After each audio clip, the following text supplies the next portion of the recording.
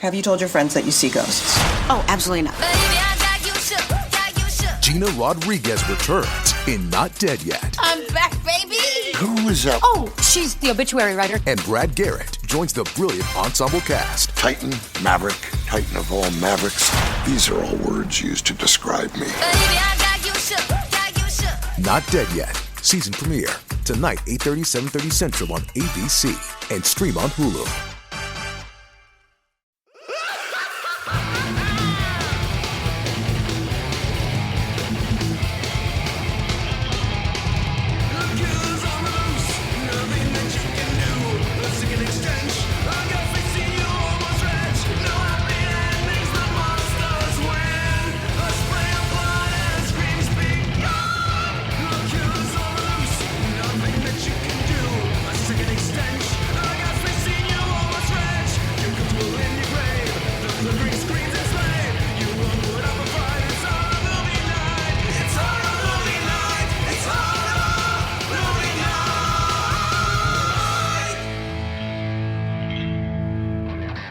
Ladies and gentlemen, welcome to the most metal execution you've ever seen. This week we're discussing a film from Alive Productions, which is ironic because this movie makes us wish we were fucking dead. We're talking about 1989 Shocker by Wes Craven, who seems to have lost his absolute fucking mind making this movie. We'll talk about burying children, the effect it would take to hook up 200 TVs to the same VCR, and of course, the electric gremlin from Gremlins 2 on this episode of Horror Movie Night.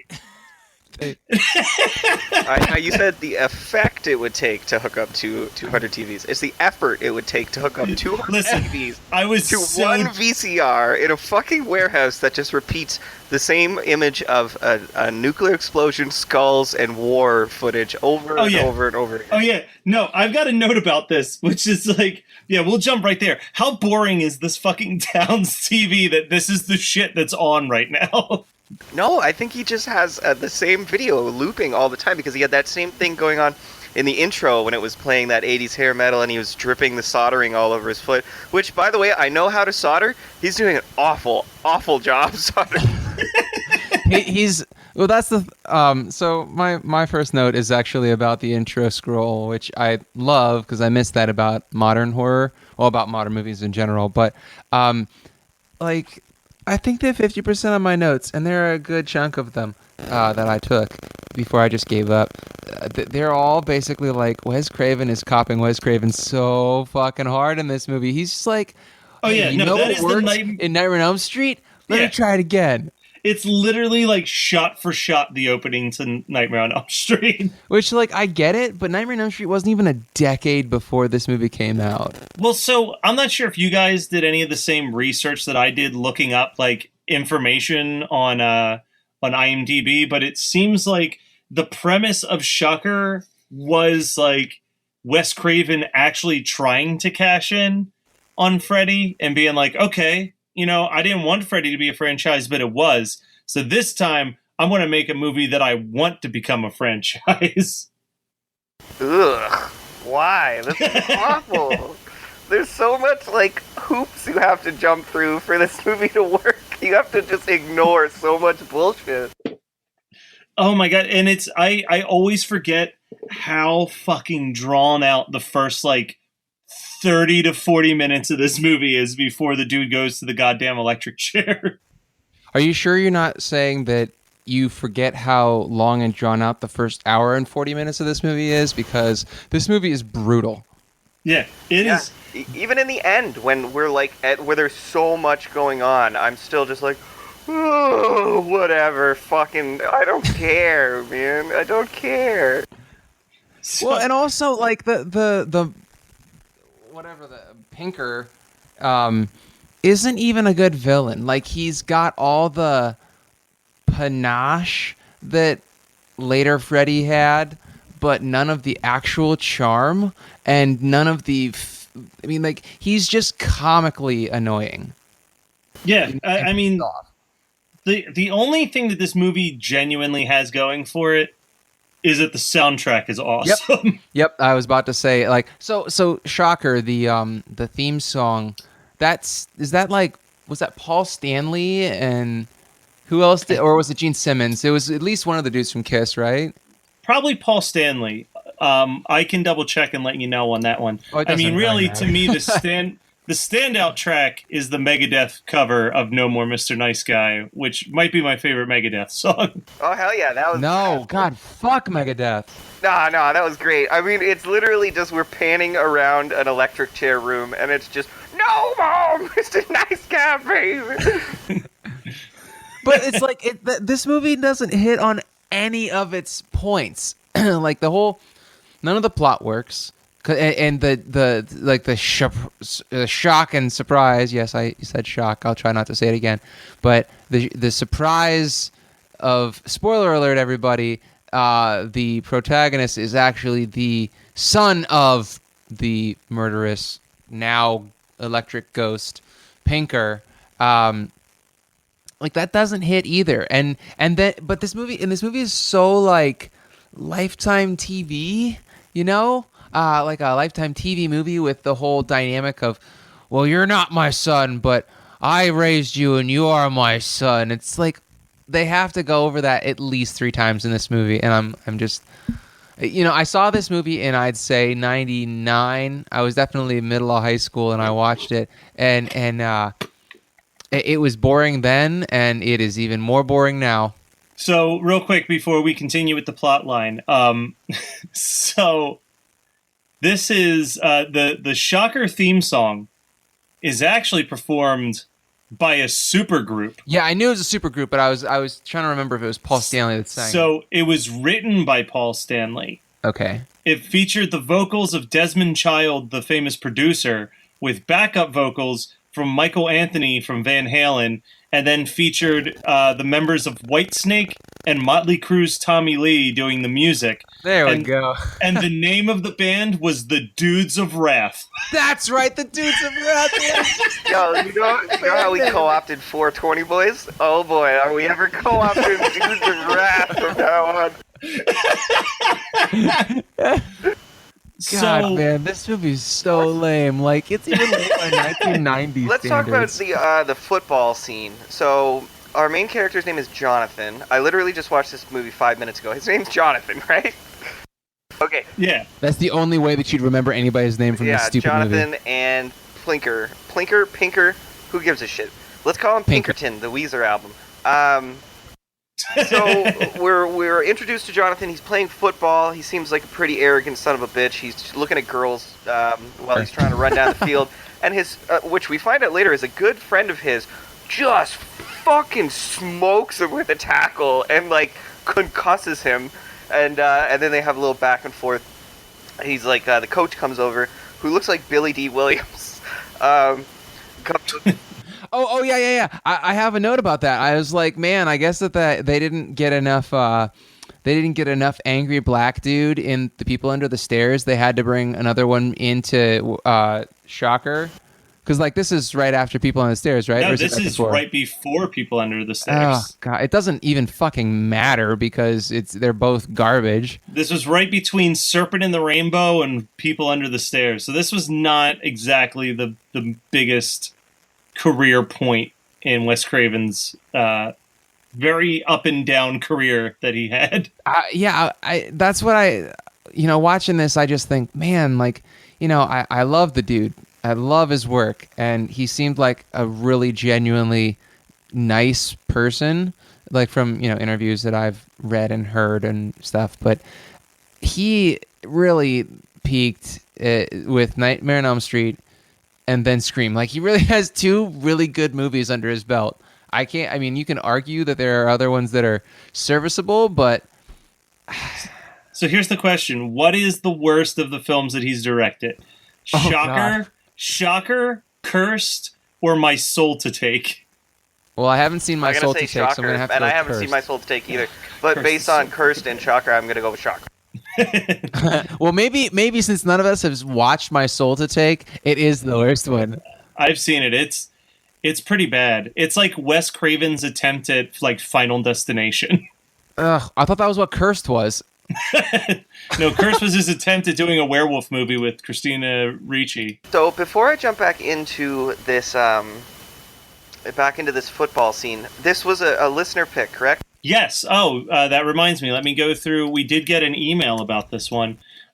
So this was from fan mail Chris, who I believe suggested to us movies like Munchies and. Oh yeah, he's definitely the one who gave us Munchies. Yeah. I apologize, but still, he keeps bringing it back. So he goes, I want you to watch Shocker. I absolutely love this one. It's an incredible soundtrack, and Mitch just kills it as Horace Pinker. The final fight is epic. I've collected a good amount of horror tattoo pieces over the years, from my sleeve of Nightmare on Elm Street to a full back of the Army of Darkness movie poster. I mention this because this June I'll be adding Horace to my collection. Curious to hear what you guys think of Shocker, and I also want to hear you try your best what the fuck line and the best line in the movie for me. Oh, well, I already have the best line in the movie.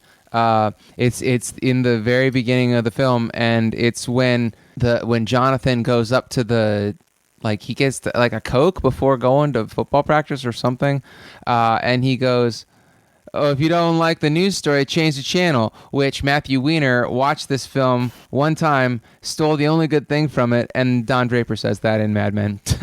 I love that scene. No, wait. That scene is amazing because it's like the fucking flower shop scene in The Room where the dialogue just happens so fast for no reason. He goes, yeah, this guy ran 6 points last year. I don't know why you're watching that shit. That guy just running around killing people. I have no idea. Anyways, where's my Coke? You don't like the news? Just change the channel. Bye! I guess he wanted a different kind of Coke. Speaking of the news, did the rest of you guys feel like, why the fuck would the news advertise Jonathan's name while the killer's still on the loose? Oh yeah, dude, I got that line. Like, that's incredible negligence. Yeah. Like, the shit happens in this movie, but makes no sense. But okay, I forgot about the best part of this movie, and I know we'll get there, but let me just say 5 words for you, okay? All right. Come on, you fucker, move! It's the little girl. God, you have no idea how hard I wish that he had just stayed in that little girl body for the rest of the. Well, maybe he wasn't a Freddy Krueger pedophile. No, he didn't want to stay inside a child. Loved killing. Here I go killing again. Okay, but the football scene. So he runs into the goal post, and then Allison comes over and he goes, "Do I know you?" And she goes, "Yeah, you said you wanted to bear my children." And she goes, "Well," she's like, "No, we haven't had any kids yet." And it's like, what the fuck was that? But that scene doesn't read well at all because it's supposed to be like this cute back and forth, but it just seems like he really is confused. And then it got straight to this dream sequence, which is straight Nightmare on Elm Street, them walking down Elm Street, and he's like, "This is the house I grew up in." And you're like, what the fuck is happening right now? And then he wakes up and, he's like sleeping next to his girlfriend. So he has like this house that he rents, an entire fucking house apparently. But it seems to me like he's in high school, but I'm guessing nobody really says anything because he doesn't go to school, but he's on a college scholarship then? Is that what I'm guessing, that he's a college student and has like this house to himself but doesn't have a job? I don't know. I have no idea. It really does not make any goddamn sense. He seems like a high school student. I don't know why he's at football practice with people that look like they're definitely in high school. He looks like he's in high school. He looks like he should be wearing a Letterman's jacket. There's so many issues in general with this movie. One of the things that bugged me a bunch was the cops doing the absolute bare minimum to stop him from walking into the bathroom where there's a bloody corpse. Yeah, I have that note too. It's so stupid. They just walk by and they go, "Oh, Jonathan, you shouldn't go in there." Like, that's literally the least effort that you could possibly put into that job. No, the cops are lazy all around, and like especially when they go to the actual warehouse and stuff, and the guy's just sitting there smoking a cigarette, like, "Good luck. I hope you find him. Yeah, best of luck, Sheriff." I also had a couple notes here where, like, I do appreciate I think that the electrocution scene actually is pretty cool, and I love his little like homemade TV possession thing that he managed to build in his cell right before. Yeah, and nobody noticed that. Like, he put where did he get the candles? That's the biggest contraband problem. I think truly candles and a huge metal silver cross that he looks like he could stab someone with pretty easily. Yeah, and then so So Jonathan has the ability to fall asleep and dream where his father, Pinker, is killing someone. Because that makes sense. That's like, totally within the realm of possibilities of a Wes Craven film, I guess. It's just so derivative. And it's like, if somebody else would be doing this in a movie, you'd be like, God, this is so derivative. But it's Wes Craven, so apparently he gets a pass. But so he catches his dad. He's going to kill this other family, and then they have this chase scene. I believe the number one of the movie. It's the first of many. This movie is almost like the Brain level bad when it comes to didn't we just do a chase scene kind of stuff. Well, that's what I mean. It takes fucking forever for this movie to actually get to its original premise, which is that he's ghost convict. Yeah, but like the so my problems are as such. So Jonathan goes up against this seasoned killer who's killed like 40 people. Fucking flying kick to the back. Oh yeah, it was like a wrestling move. And then he grabs him by the crotch and fucking slams him into the mat. Yeah, isn't that weird to be grabbing your like estranged son that you abused by the cock? I don't know. I have never been in that position, but it just seems a little odd to me. Maybe your boundaries are a little different when you're Horace Pinker. But so how the fuck can a college football star take on a serial killer with that many kills? It just doesn't make any sense. So anyway, he has this like communion with this electricity demon, I'm guessing. According to everything that I've read, that's supposed to be Satan. He's made a deal with the devil.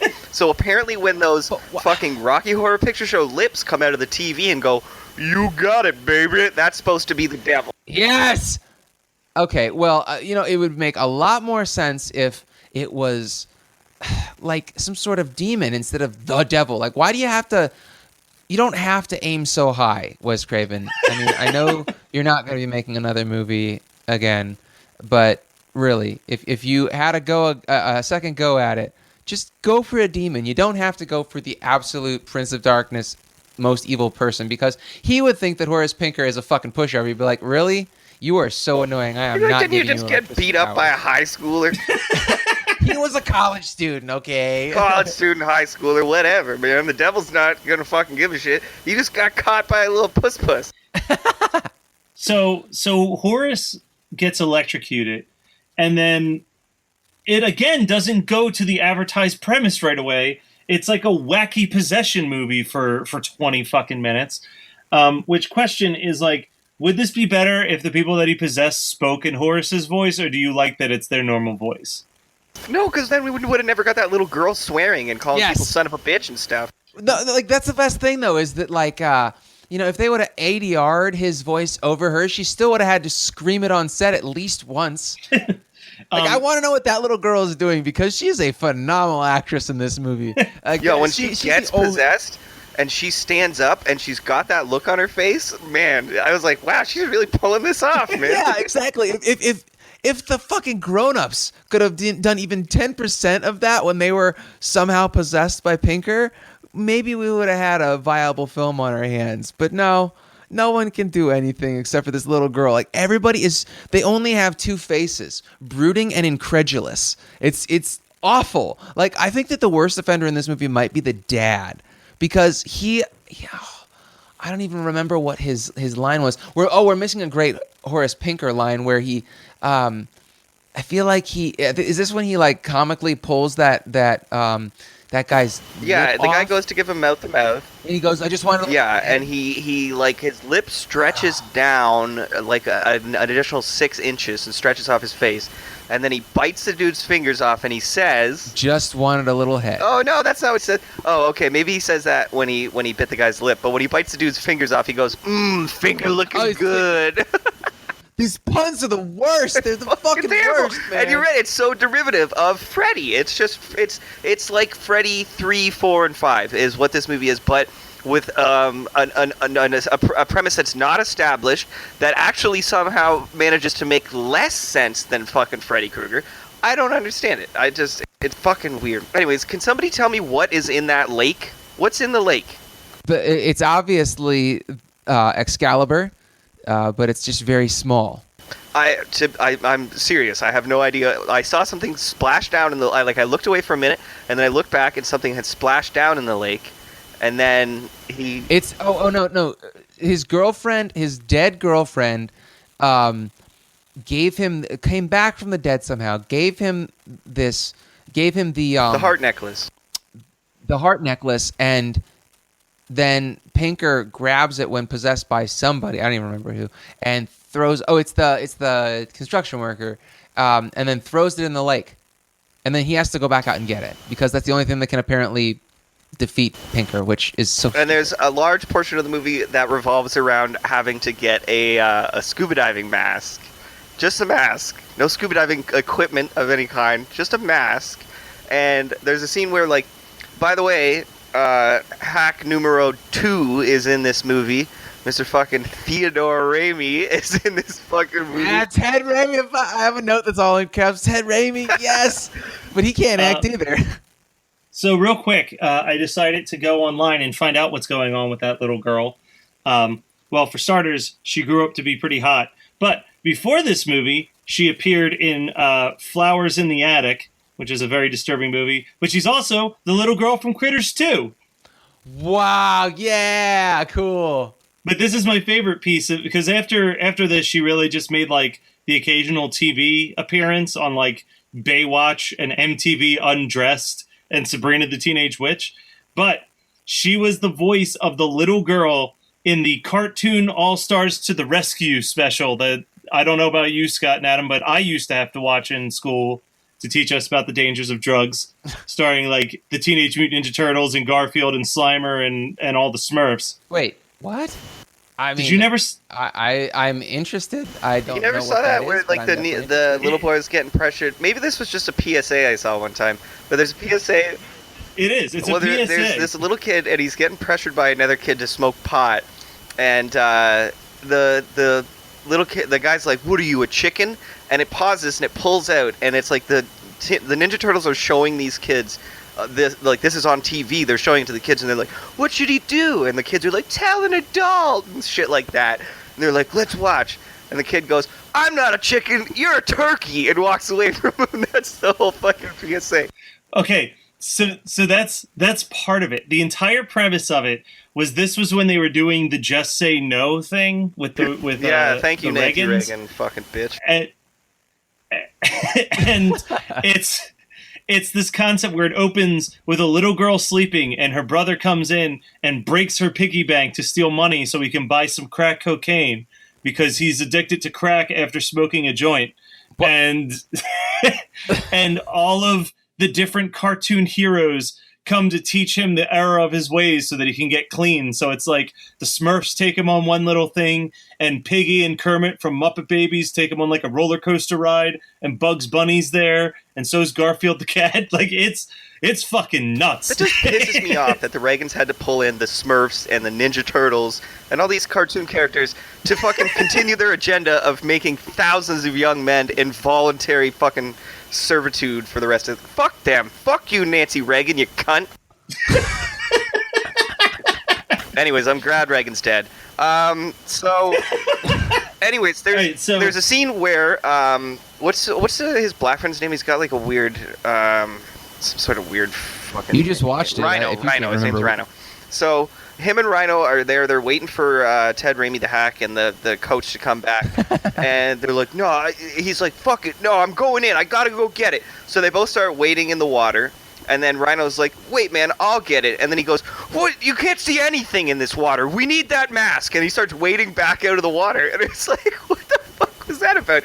Like, who wrote this scene? He just changed his on a fucking dime. He just, in an instant, he was like, no, never mind. Bad idea. I'm out of here. Like, it's just, the writing in this is so weird. And you're talking about how, like, the way that stuff reads in this movie and that scene at the beginning, it reads like he was just drunk at a party one time and he came up to that girl and was like, I want you to bear my children and blah, blah, blah. Like, it's like everything is so awkward and stilted and poorly written and read too quickly. Like they were in a fucking rush to get it filmed and get it done. Like, well, like this movie's an hour and 55 minutes. Imagine how long it would be if they actually read it at a normal pace. Yeah, it'd be fucking 2.5 hours.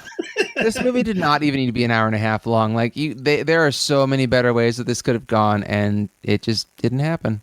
All right, so we've been talking about this for almost 25 minutes. So let's I've got a couple highlight notes that I want to just throw out there. One, him getting hit by the truck driven by the little girl made me laugh out loud. I have a note that just says, "This living couch sofa bullshit." Yeah, what the hell was that?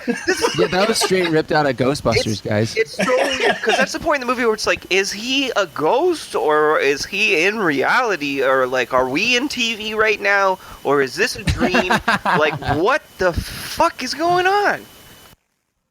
Adam, were you questioning whether this is real life or is it fantasy? Yeah. If you were caught in a landslide, no escape. I was caught in a fucking reality? brain slide of Wes Craven's bullshit. I don't understand what's going on. All right, so beyond those two things, really the only thing left to talk about is like the last 10 fucking minutes of this movie, which I have in notes. This is so fucking stupid.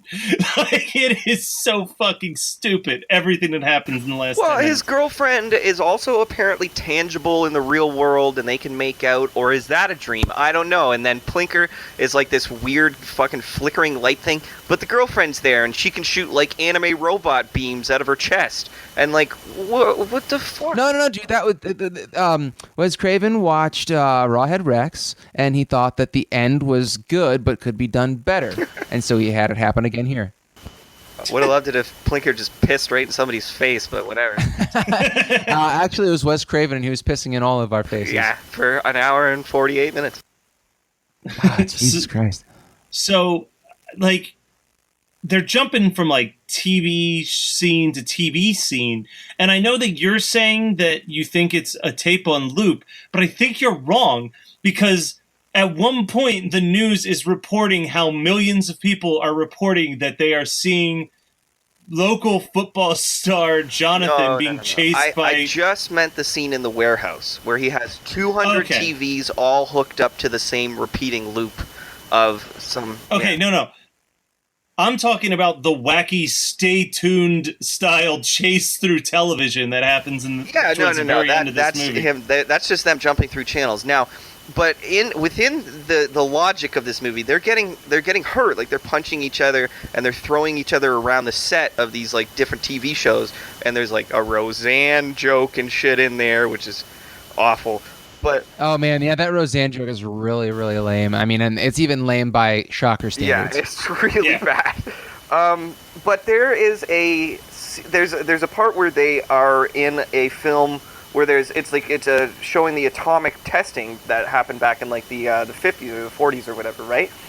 And they're just literally it's like fucking Wizard of Oz when the house gets blown away. They're literally just like, whoa, like fucking floating around the screen. And it's like, no.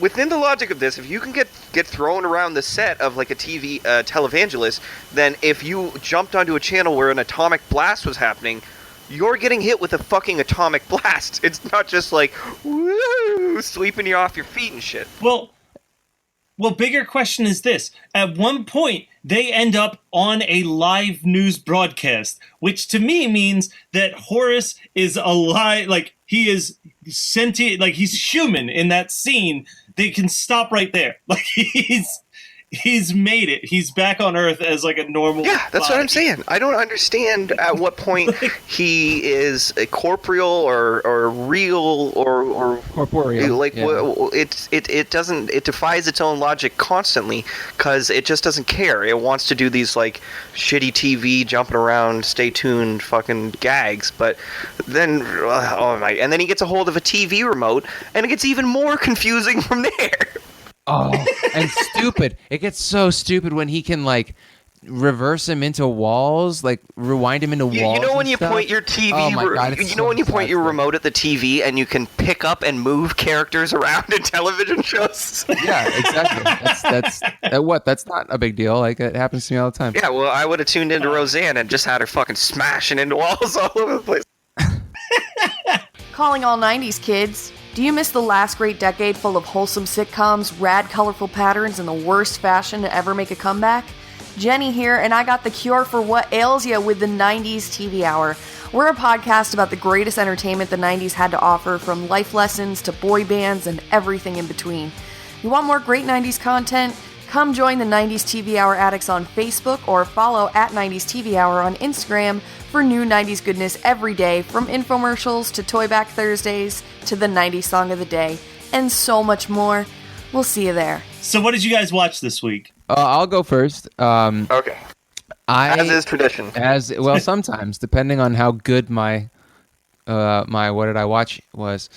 So I finally got around to watching Life from 2017. You guys know that movie? Like it's the Jake Gyllenhaal movie. Yeah, but it's Jake Gyllenhaal and Ryan Reynolds.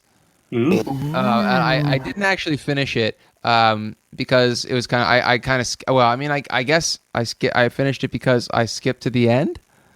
But it wasn't bad. It was just incredibly sentimental, like over the top sentimental. It's like Alien meets a Lifetime TV movie.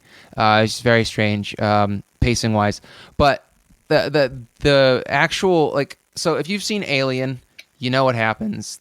Not much spoiler to be had there. It wasn't terrible, but I was really like upset and disturbed by Ryan Reynolds' death in the movie. You guys ever? Okay, maybe this is a stupid question, but have you guys ever drank kombucha? No. Yeah, that shit's fucking gross. No, I fucking love kombucha, but I have not been able to drink kombucha for like the last 2 days since I watched Life, because when you open a bottle of kombucha, there's always a little floaty jellyfish-looking thing in it. It's the mother. It's like it's the yeast that, or the I don't know if it's back, whatever the culture is in kombucha that makes a kombucha. And I always avoid that. You can technically drink it. It just is gross and slimy, and I don't want to put that in my mouth. So Ryan Reynolds' death is absolutely the exact same thing as when you're drinking a kombucha and you swallow the mother. It's fucking gross, and it's really been bothering me the last couple of days. That's really all I have to say about Life. The only thing I really know of that movie is that Andy was super excited to watch it, and then he was like, hey man, I'm going to go watch that Life movie. I'll tell you how it is. And 2.5 hours later, I got a message that was like, hey man, don't ever fucking watch that Life movie. I'm glad I didn't spend 2.5 hours on it then. So I got two things. I want to give a podcast shout out, and there's a movie that I watched. When I was at San Diego Comic-Con, I met the host of a fairly popular podcast called The Geek History Lesson. Every week they do an hour-long lesson on a different character from pop culture and the whole history of like its first appearance in television or comic books, and et cetera, et cetera, et cetera. So really good show, really informative. Found out a holy shit moment for me, which was they did an episode on the Penguin. Did you guys ever watch the Batman the Animated Series? Yeah, of course. You asked us this the other day, and I was like, what are you, fucking out of your mind? Yeah, I watched that. Do you know who the voice of the Penguin was on the Batman Animated Series? Well, now that I got all offended about you asking me, I'm going to look it up so it looks like I do know. Yeah. Yeah. No. Paul Williams. Really? Wow, nice. Dude, that's awesome. And I was like, no way. And then I looked up on YouTube just like Penguin, Batman Animated Series, and like, yep, no, it is undeniably Paul Williams' voice. But I also, through Scream Factory, got a copy of Teen Wolf not too long ago and finally decided to like sit down and watch it. And I just got a couple quick notes. This movie's still great. The soundtrack is delightful. They finally removed the penis at the end of the movie. I won a What Are You Looking At Dick Nose t-shirt. The best friend in this movie is way hotter than the girl that Michael J. Fox is trying to pursue the entire time, which makes him a bit of an idiot. And the girl that he wants to pursue has sex with a werewolf. And as discussed in previous episodes, there's no way that that is comfortable or enjoyable. It's like putting a fuzzy sock in your mouth, man.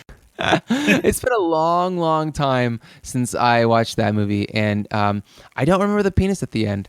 Like, what? I don't. It's an urban legend. You can look for it, but supposedly one of the dudes in the stands at the very last shot when Michael J. Fox runs and hugs Boof, his best friend, there's a dude that just has his dick out and he's like waving it. What? Yeah. I don't understand this. Like it wasn't supposed to be there. It was an extra that did it, and they didn't catch it until after it was released on VHS. And then someone's like, "Is that guy waving a dick in the crowd?" So have you seen it? Have you seen the penis in it in the previous? I've seen it on. Well, I have like a DVD that's a shitty transfer, but it certainly looks like there's a penis in his hand. Are you sure in it's the not just a DVD finger? Like, well, you know, no, through- because I looked real close on this HD one to see. Go on. In this HD one, it just looks like he has his pants unzipped, and he like pulls the shirt over it. Yep, I'm looking at a picture of it right now. He literally just has his fly open. There's no dick out or anything. Okay, that Wait might a be second. from the newest version. Wait a second. I'm zooming in and enhancing right now, Grace. It's like CSI over here. He's just. I mean, the dick's not out. It's not out.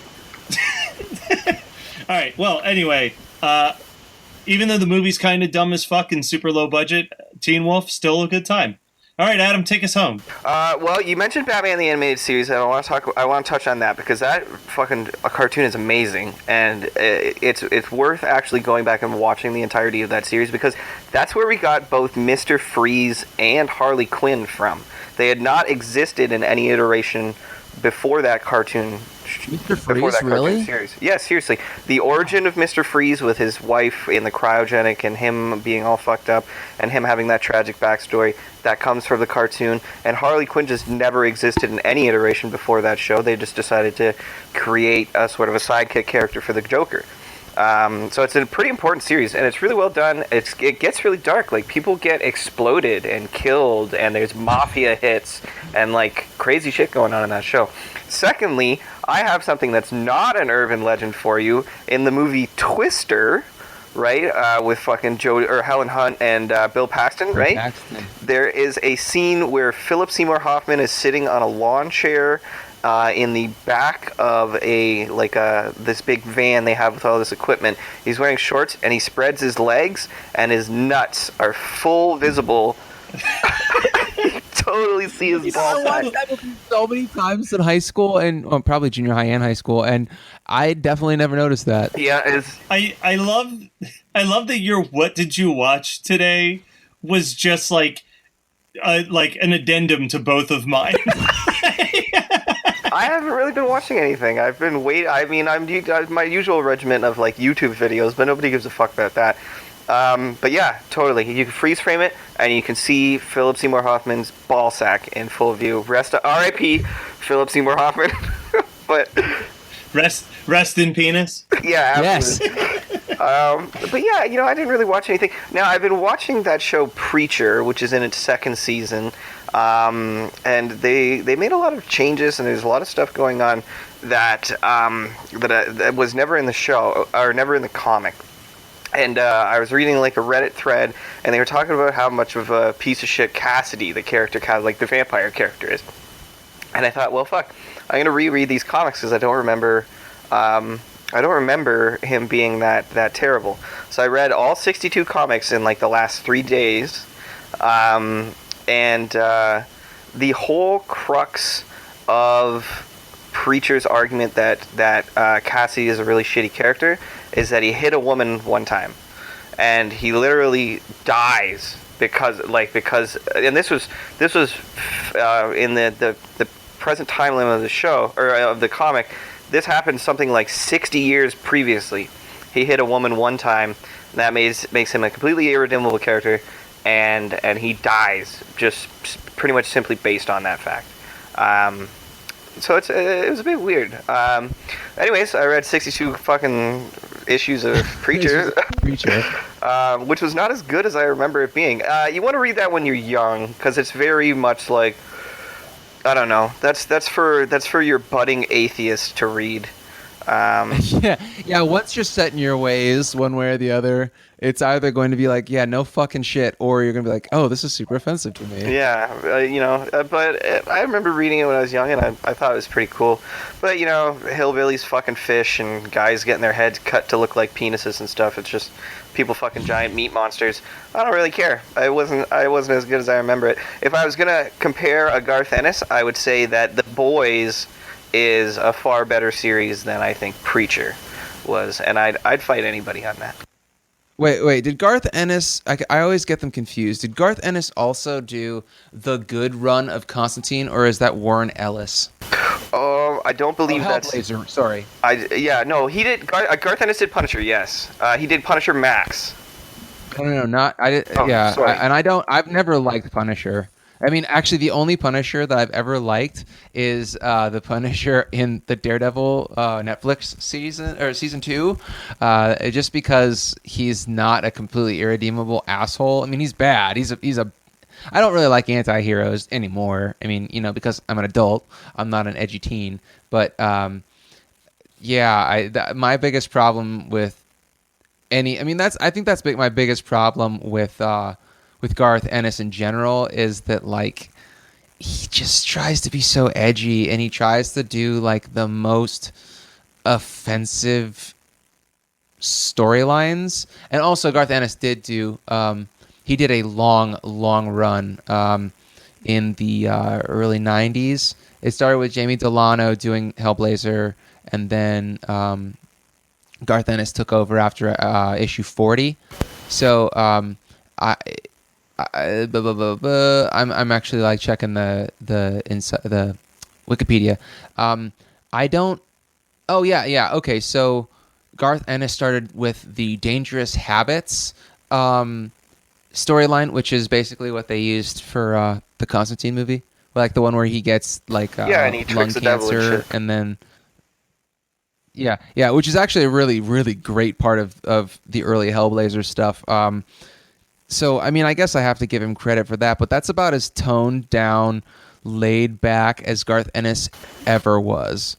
Everything else is really balls to the wall. Yeah, like, absolutely. Let's be offensive. And if I remember correctly, he did your favorite, Crossed. Cross, I know. Yeah, he did do my favorite. And my favorite, I don't know. I like Cross. I read this thing. I know you like Cross. We've been over this a million times, dude. You like half suggested I read that shit.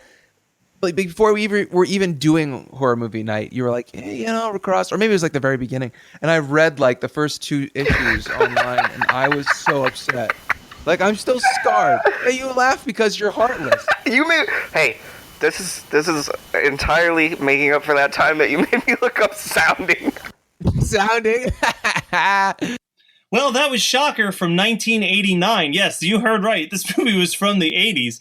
And it was selected by us when someone named Fanmail Chris sent us an email. We've got at least 3 more weeks of movies that you guys suggested to us until we get to watch whatever the fuck we want for a couple months. And then you get to torture us again in January. So thank you so much for checking out the show, and we will be back next week. As always, you can send us suggestions at hmnpodcast@gmail.com or visit the website at hmnpodcast.com. Thank you for listening, guys. We love you. We'll be back next week and all that good shit. Okay, I'm done. Bye.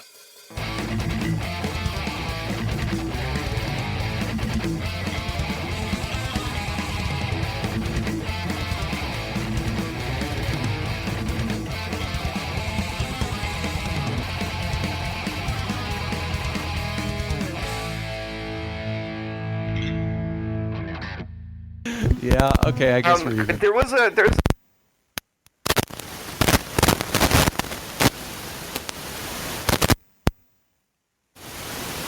What's happening?